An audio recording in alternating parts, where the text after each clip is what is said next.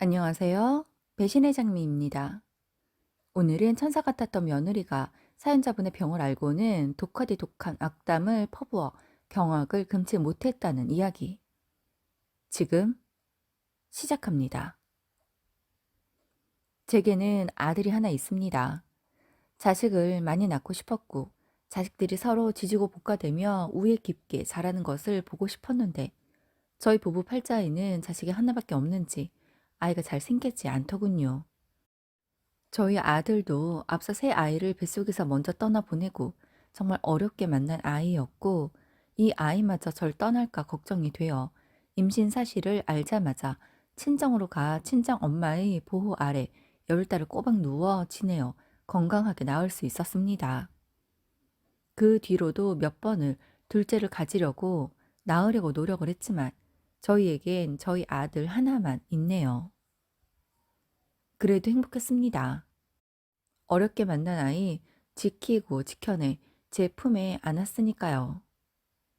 임신과 출산을 겪으며 스트레스도 컸고 늘 불안함과 걱정이 따라다녔지만 전 복이 있는 사람인지 남편도 시댁 식구들도 친정 식구들도 모두 절 챙겨주고 예쁜 말만 해주고 괜찮다, 너만 건강하면 된다며 보듬어 주었습니다.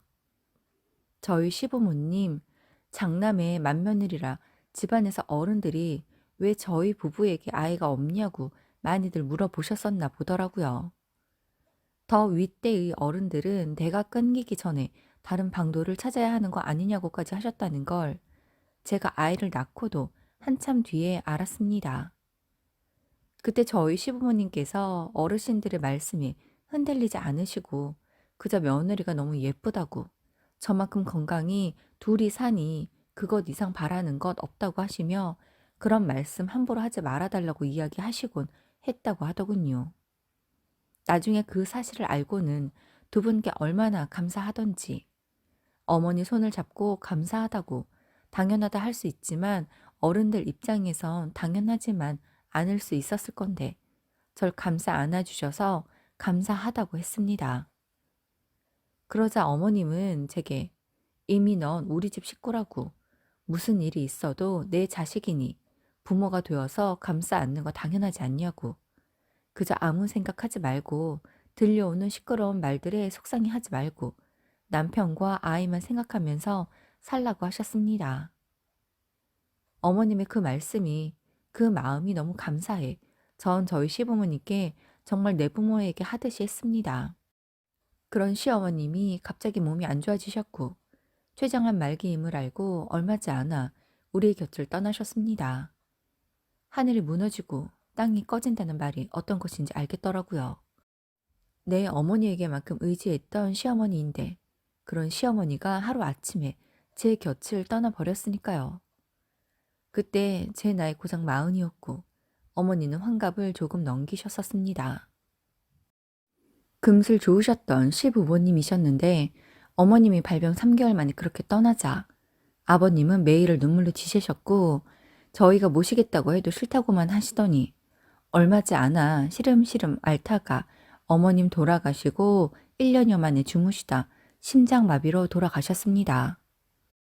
저도 저희지만 부모님 두 분을 모두 1년 간격으로 떠나보낸 남편이 참 많이 힘들어했습니다. 어느덧 세월이 흘러 제가 저희 어머니가 돌아가셨을 때 그 즈음이 나이가 되었습니다. 살아오며 문득문득 어머님이 그리울 때면 참 많이도 힘들고 가슴이 먹먹해 오곤 했는데 세월은 잘도 흘러가더군요. 시부모님이 하늘에서 우리 가족을, 우리 아들을 지켜주시는지 저희는 하는 일도 곧잘 되었고 아들도 바르고 건강하게 그리고 공부도 잘 하면서 걱정 없이 자라주었습니다. 하나밖에 없는 자식이라고 어렵게 가진 자식이라고 의지하고 기대치를 높이지 않으려고 많이 노력했습니다.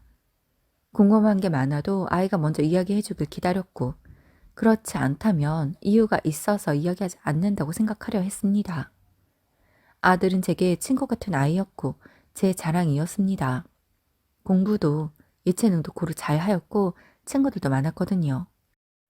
그런 아들이 어느새 장성을 했고 대학을 졸업해 군대까지 다녀왔습니다. 아들은 대학을 졸업하자마자 취직을 했고 취직을 하자마자 6개월 만에 대학부터 만나오던 여자친구와 결혼을 하겠다고 하더군요. 아직 나이가 어리기도 했고 사회생활도 제대로 해보지 않았기에 조금은 만류하고 싶었습니다. 결혼은 좋은 것이지만 지금은 아니라는 생각이 들었었거든요. 그래서 아직은 좀 이른 것 같다고, 그 사람과 결혼을 하더라도 사회생활을 조금 더 하고 결혼할 비용도 마련해 두고 그리고서 결혼하는 것으로 생각해 보는 게 어떻겠냐고 했습니다.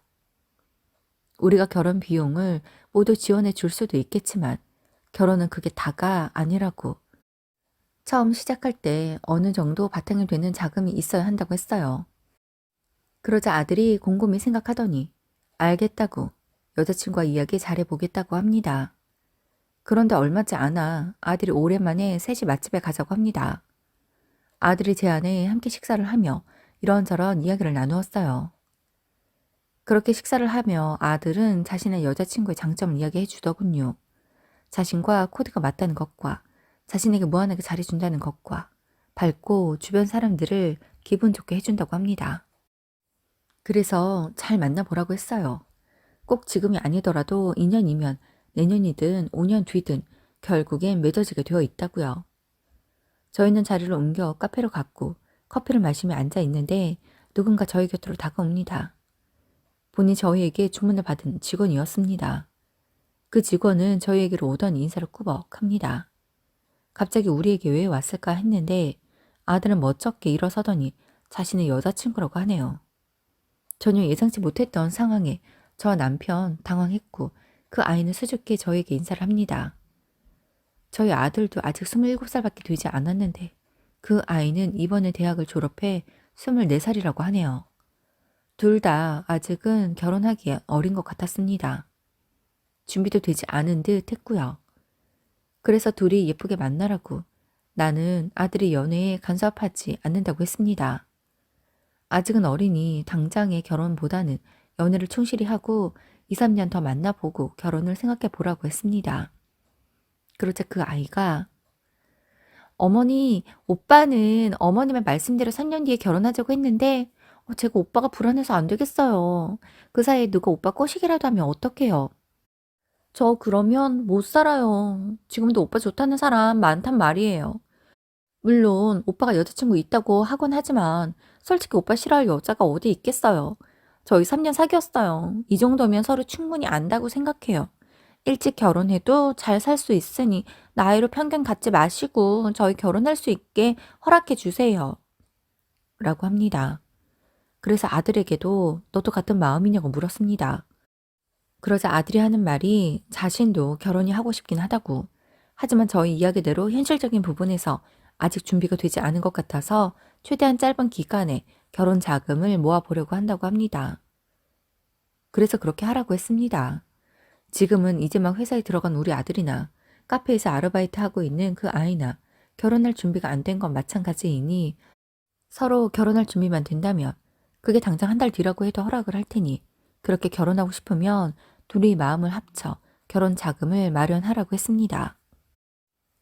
분명한 건 자식을 결혼시키는 부모의 몫이 따로 있고 결혼 당사자들이 준비해야 할 몫도 따르라고 했습니다.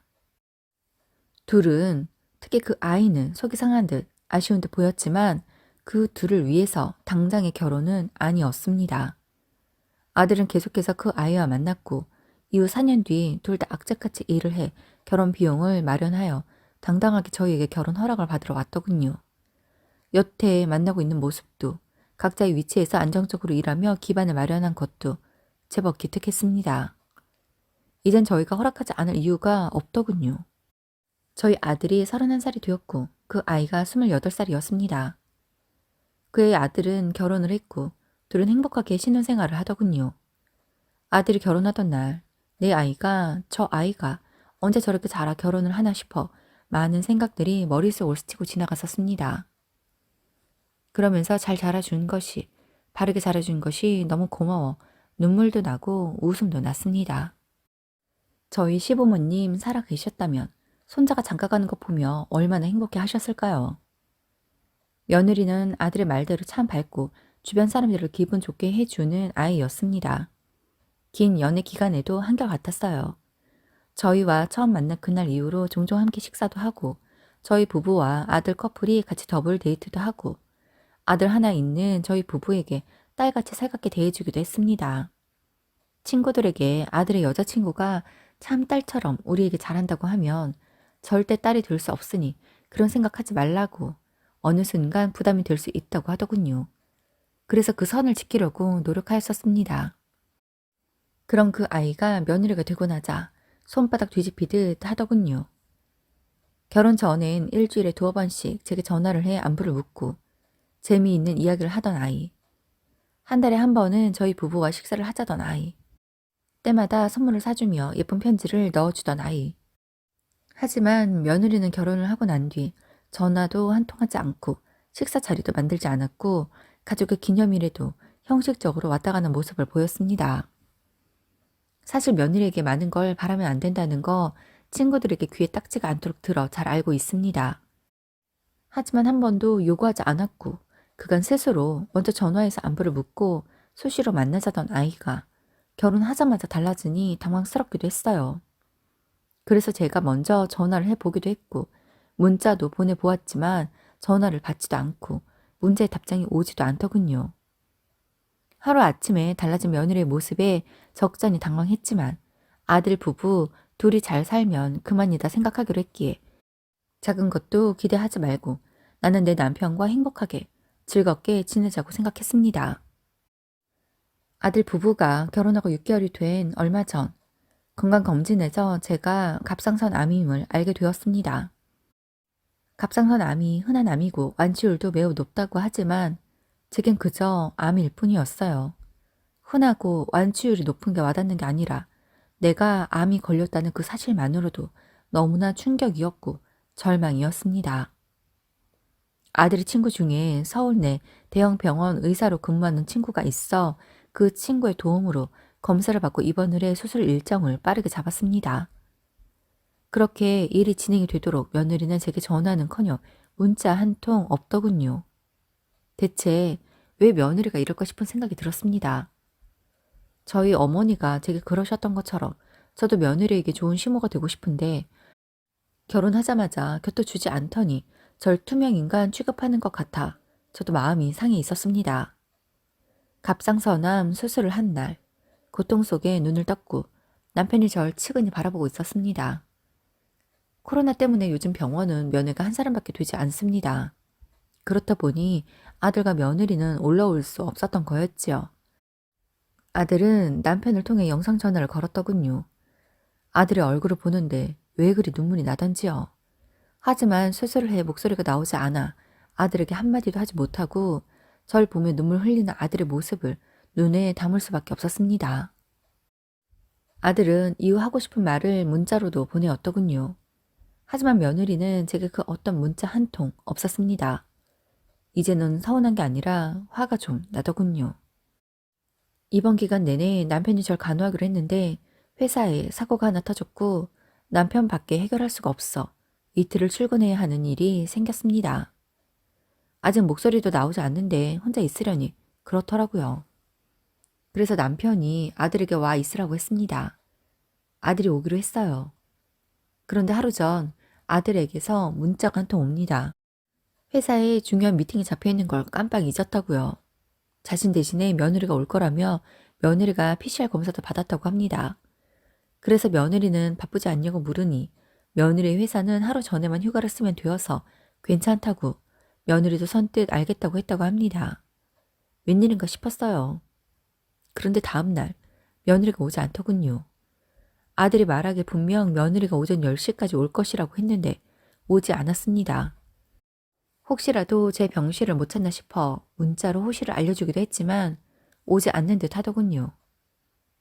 10시 30분에 검사가 있어서 이동을 해야 하는데 물론 제가 혼자 걸어갈 수는 있지만 그 사이 며느리가 오면 엇갈릴 것 같았습니다. 하지만 며느리는 시간 안에 오지 않았고 저는 간호조무사를 따라 검사실로 이동했습니다. 몇 개의 검사를 받아야 해 이곳저곳 다니고 오니 어느덧 점심 무렵이었습니다. 기운이 쏙 빠지는 게 힘들었어요. 그렇게 기운 빠진 힘든 몸을 이끌고 병실로 돌아왔습니다. 제가 있는 병실은 2인실인데 제 옆자리는 전날 오후에 빠져서 그날은 저 혼자 있었습니다.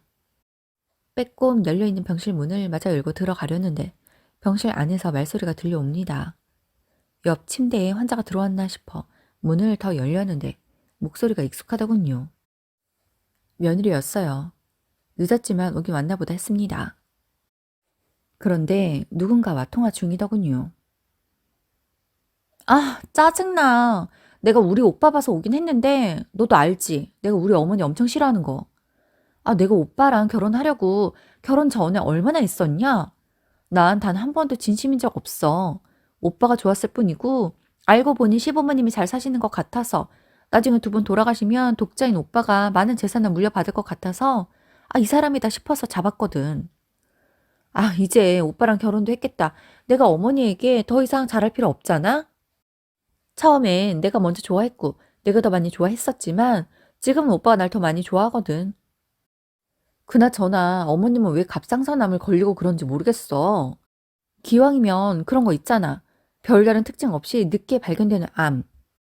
그런 병들은 발견하고 몇 개월 안에 죽는다던데? 우리 어머님은 왜 하필 완치 쉬운 갑상선암을 걸리고 난리야? 내가 옆에서 하도 뭐라고 하니까 오빠가 본가에 막 가보고 하진 않지만 시부모님이랑 오빠랑 그 사이가 얼마나 끈끈한지 딱 보기 싫어. 서로 사랑하지 않는 가족 있어? 그 정도가 조금 다를 뿐이지. 아무튼 난 우리 어머니 알고 보니 다른 부위에도 암이 있다고 해서 올해 안으로 돌아가셨으면 좋겠어. 그러면 오빠도 부모님 덜 신경 쓸 거고 나한테만 집중해 줄 거 아니야. 연애 때부터 결혼 일찍 못하게 하니까 오빠가 부모님 말씀에 딱 알겠다고 대답하는데 짜증나더라고. 오기로 내가 오빠 기다린 거라니까. 결국 내가 결혼했으니 승리자지 뭐. 암튼 우리 어머니 저대로 계시다. 퇴원도 하지 못하고 콱 죽어버렸으면 좋겠다. 라고 하는데 그 말들에 너무 놀라 손발이 벌벌 떨리고 정신이 혼미해지는 게 정말 어찌할 바를 모르겠더군요. 도저히 며느리 얼굴 볼 자신이 없어 막연히 돌아서서 몇 걸음 걸었는데 정신 차려보니 제 침대였습니다. 며느리가 저를 쳐다보고 있더군요. 천사 같은 얼굴을 하고는 괜찮으시냐며 묻는데 목소리가 아직 제대로 나오지 않을 뿐더러 얼굴을 마주보는 것조차 살떨렸습니다. 남편과 아들이 보고 싶었지만 다음 날이나 돼야 올 수 있었어요. PCR 검사 결과가 있어야만 올라올 수 있으니까요. 아들은 며느리에게로 영상 전화를 해 제게 괜찮냐고 내일은 자신이 오겠다고 하는데 지금 당장 왔으면 좋겠다는 말이 목구멍까지 차 올랐습니다. 아들이 오기 전까지 며느리가 있겠다는데 가라고 손짓했어요. 그리고 휴대폰 메모장에 나 혼자 있어도 되니 그만 가보라고 써서 보여줬지만 며느리는 세상 착한 눈망울 해서는 고작 하루이니 자신이 저를 간호하겠다고 합니다. 아무리 그만 가보라고 해도 가지 않는다기에 벽을 보고 돌아 누워 잠자는 척 해버렸습니다. 하지만 잠이 오지 않았어요. 좀 오버된 생각이지만 며느리의 이중성을 보아서인지 제가 잠들면 며느리가 해코지를 할까 싶은 생각도 들었습니다. 다음날 아들이 왔고 깊은 안도감과 함께 서러움이 밀려왔습니다. 울면 안 되는데 눈물이 나오니 수술 부위도 땡기고 여러모로 힘들더군요. 그렇게 남은 입원 기간을 아들과 남편의 간호 속에서 함께 했고 수술과 회복은 잘 되었습니다. 퇴원은 했지만 그날의 며느리의 앙칼진 목소리와 날이 선 말들이 잊혀지지 않습니다. 제 병을 가지고 하찮게 이야기하며 당장 제가 죽어주길 바라는 그 말들이 머릿속에 남아 있었습니다. 이후 제 컨디션을 살피러 온 아들 부부가 왔습니다. 하지만 도저히 며느리를 못 보겠더군요. 제 행동이 어색했는지 아들도 남편도 며느리도 어디 불편하냐고 왜 그러냐고 묻습니다. 그래서 아니라고 괜찮다고 했어요. 며느리는 제게 많이 피곤해 보인다며 갑자기 결혼 전에 모습으로 돌아가 제게 살갑게 합니다. 그러면서 저보고 절대 일찍 돌아가시지 마시라고 오래오래 살면서 자신들의 아이가 성장해 결혼하는 것까지 보라고 합니다. 가증스러운 것. 어쩜 저럴 수가 있는지 모르겠습니다. 저도 모르게 며느리를 계속해서 차갑게만 바라봐집니다. 저희 그런 태도에 이상함을 느꼈는지 남편이 왜 그러냐고 묻더군요. 그래서 나 쟤랑 같은 공간에 못 있겠어. 쟤 좀 치워줘요. 라고 했습니다. 제 말에 남편, 아들, 며느리 모두 화들짝 놀라더군요. 남편이 대체 왜 그러냐고, 아파서 실언을 하는 거냐고 묻더군요. 그래서 당신, 내가 실언하는 사람 아니라는 거 알잖아요. 제가 나 빨리 죽었으면 좋겠대. 왜 쉽게 낫는 갑상선 암을 걸렸냐고 하던데? 며느리는 제 이야기에 사색이 되었고 남편과 아들은 깜짝 놀라 며느리를 바라봅니다. 며느리는 이내 그런 적 없다고 합니다. 그래서 제 휴대폰을 꺼내었어요. 며느리가 병원에 오기로 했던 그날, 제가 혼자 검사를 받으러 가야 해. 혹시라도 의사든 검사하는 사람이든 무슨 말을 해도 내가 못 알아들을까 봐 휴대폰을 들고 가 녹음 기능을 사용하고 있었는데 검사실에서 마치고 올라오면서 녹음 중지를 하지 않았었는지 제 휴대폰에 며느리의 그 어이없는 통화 내용이 모두 녹음이 되어 있었습니다. 그래서 그 자리에서 그 파일을 눌렀습니다.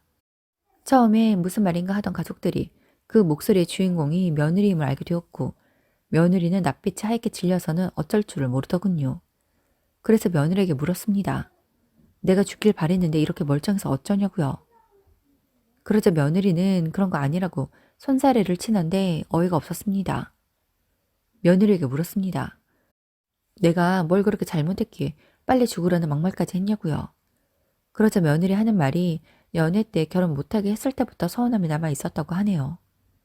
그래서 카페 알바나 하는 아이를 선뜻 며느리로 맡겠다는 사람이 어디 있겠냐고 했어요.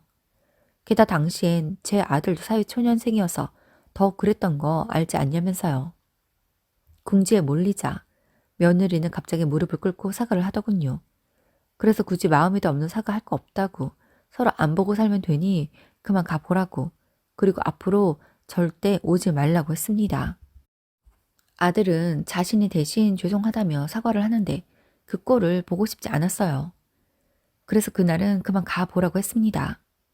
아들과 며느리는 그날의 일로 다툰 것 같더군요. 다음 날 아들이 혼자 집으로 와 며느리와 시간을 갖기로 했다고 합니다. 며느리가 제게 한 말과 행동들만으로도 화가 가시지 않는데 집으로 돌아가 술을 한잔 하더니 이제는 자신과 결혼했으니 자신의 편을 들어야지 않냐며 제가 싫다고 무조건 싫으니 그냥 영 끊고 살라고 하더랍니다. 아무리 여자에 미쳐도 저런 여자로 인해 부모와 인연을 끊고 살 수는 없겠더래요.